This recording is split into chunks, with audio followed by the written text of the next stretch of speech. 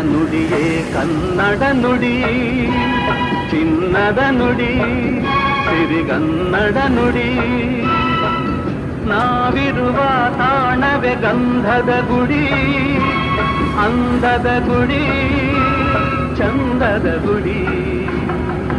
ನಾವಾಡುವ ನುಡಿಯೇ ಕನ್ನಡ ನುಡಿ, ನಾವಿರುವ ತಾಣವೇ ಗಂಧದ ಗುಡಿ, ಅಂದದ ಗುಡಿ, ಗಂಧದ ಗುಡಿ, ಚಂದದ ಗುಡಿ, ಶ್ರೀಗಂಧದ ಗುಡಿ.